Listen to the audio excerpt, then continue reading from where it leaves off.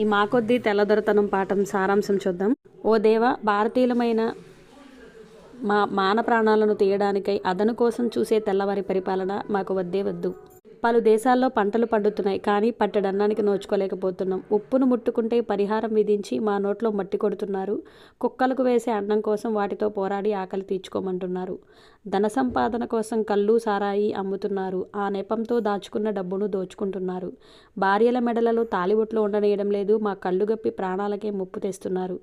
గాంధీ టోపీ పెట్టుకుని పాఠశాలకు రావద్దంటున్నారు. బడిలో రాట్నం పెట్టవద్దంటున్నారు.